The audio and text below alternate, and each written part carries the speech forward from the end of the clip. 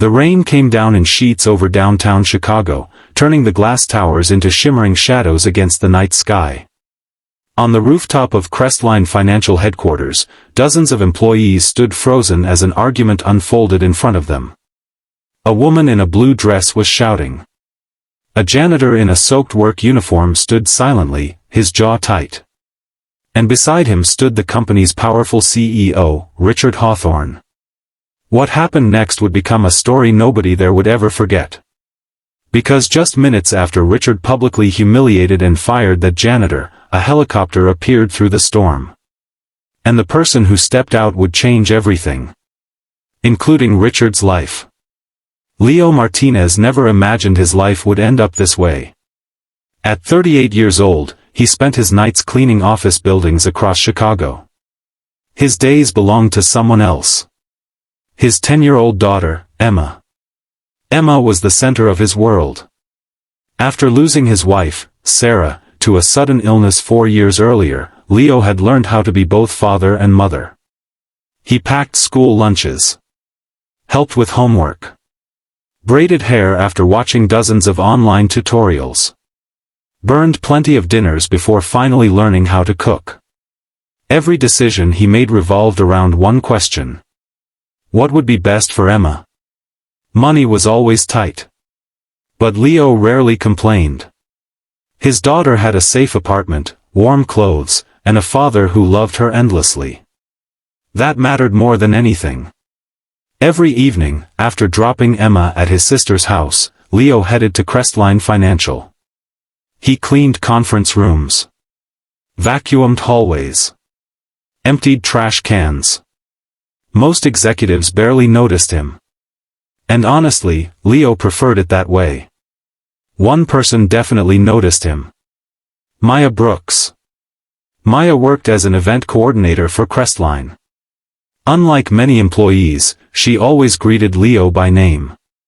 Morning, Leo. How's Emma doing? Did she win her soccer game? Simple questions. Simple kindness. But they meant a lot. Especially on difficult days. Richard Hawthorne, however, lived in a completely different world. At 56, he was known as one of the toughest CEOs in Chicago. He demanded perfection. Expected long hours. And rarely showed patience for mistakes. Many employees respected him. Many feared him. Very few actually knew him. Richard often believed success was earned solely through hard work. If someone struggled, he assumed they simply weren't trying hard enough. It was a mindset that had made him wealthy. But it had also made him blind. One Friday evening, Crestline hosted a major rooftop fundraising event. Business leaders from across the city attended. Media crews were present. Investors mingled beneath elegant white tents while a jazz band played softly in the background. Maya had spent weeks organizing every detail. Everything was going perfectly. Until disaster struck. A sudden storm rolled over the city much earlier than forecast. Wind whipped across the rooftop.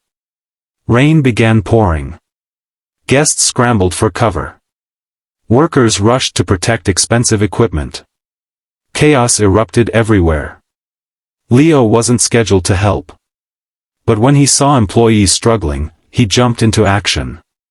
He secured loose furniture. Moved electrical equipment away from standing water. Helped guests reach indoor elevators safely. For nearly 30 minutes, he worked non-stop. Nobody asked him to. He simply saw people needing help.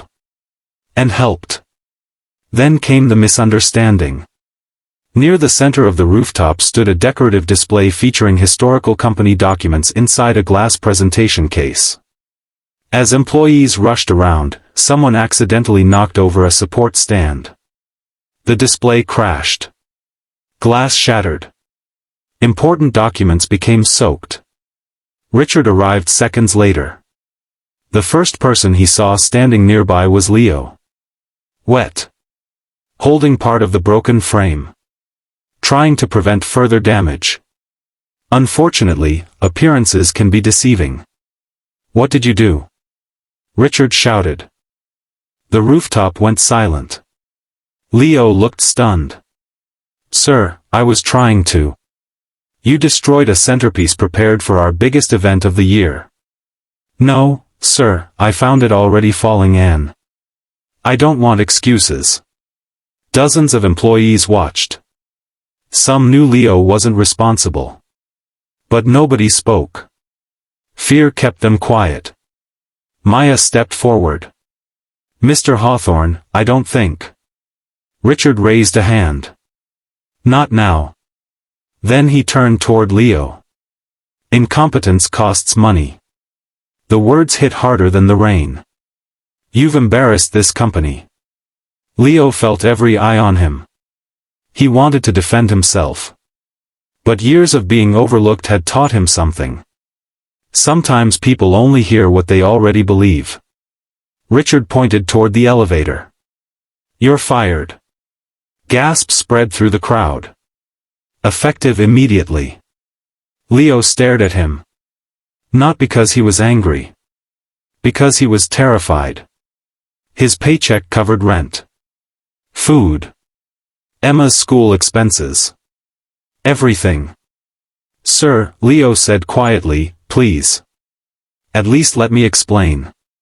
Richard shook his head. We're done here. The rain intensified. Leo lowered his eyes. For a moment, nobody moved. Then an unexpected sound echoed across the rooftop. A helicopter. At first, people assumed it belonged to local news crews covering the storm. But it wasn't heading away. It was approaching the building. The aircraft descended carefully onto the emergency landing pad. Employees exchanged confused glances. Even Richard looked surprised. The helicopter door opened. A man in his 60s stepped out wearing a dark weatherproof jacket. Several board members immediately recognized him. And their expressions changed instantly. The man was Thomas Bennett, founder of Crestline Financial. Though officially retired, Thomas still owned a significant share of the company. He rarely appeared in public. And almost never without notice. Yet here he was. In the middle of a storm. Richard hurried forward. Thomas, we weren't expecting. Thomas ignored him. Instead, his eyes scanned the crowd. Searching. Then he smiled. Leo. Everyone froze. Including Leo. You remember me? Leo asked. Thomas laughed warmly. How could I forget? Richard looked completely confused. What is going on? Thomas turned toward the crowd. 5 years ago, before my retirement, I collapsed during a community volunteer event. People listened closely. I suffered severe dehydration and a dangerous drop in blood pressure. He pointed toward Leo. Most people walked by because they assumed someone else would help. Leo looked uncomfortable. Thomas continued. Not him. The rooftop grew silent. He stayed with me for hours. He missed work. He contacted my family. He sat in the hospital waiting room until doctors confirmed I would recover. Thomas shook his head. The funny thing is, he never knew who I was. Leo shrugged slightly. You needed help. Exactly. Thomas smiled. You didn't help because I was wealthy. You helped because I was a human being. The founder's gaze shifted toward the shattered display. Then toward Richard. Can someone explain why this man looks like he's just been punished? No one answered. Finally Maya stepped forward. Mr. Hawthorne fired him. Thomas raised an eyebrow. Why? Richard cleared his throat. I believed he damaged company property. Believed? Thomas asked. The single word landed heavily. Maya explained what had happened. Several employees finally found the courage to speak. One by one. They confirmed Leo had actually been trying to save the display. not destroy it. Richard's confidence faded. For the first time all evening, uncertainty crossed his face. Thomas looked disappointed. Not angry. Disappointed. Sometimes that's worse. Richard, he said calmly, how many years has Leo worked here? 7. How many disciplinary reports? Richard hesitated. None. How many complaints? None. Thomas nodded. And yet you publicly humiliated him without investigating. The rain softened. But nobody noticed. Thomas took a step closer. When I built this company, I hoped we'd judge people by character. His voice remained calm. Not assumptions. Richard looked at Leo. Really looked at him. Perhaps for the first time. Not as a janitor. Not as an employee badge number. As a person. A father. A human being standing in the rain. For several seconds, nobody spoke. Then something unexpected happened. Richard removed his suit jacket. Walked toward Leo. And held out his hand. I'm sorry. The rooftop fell silent again.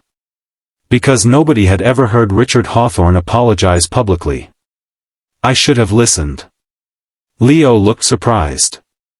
Richard continued. I judged before understanding. He swallowed hard. And I was wrong. The apology didn't erase the embarrassment. Or the fear Leo had felt. But it mattered. Because genuine accountability is rare. Thomas smiled slightly. That's a start. Then he turned toward Leo. Would you like your job back? The crowd waited. Leo thought about Emma. The bills. The uncertainty. But he also thought about dignity. Respect. Self-worth. Finally he answered. I'd like my job back. A small smile appeared.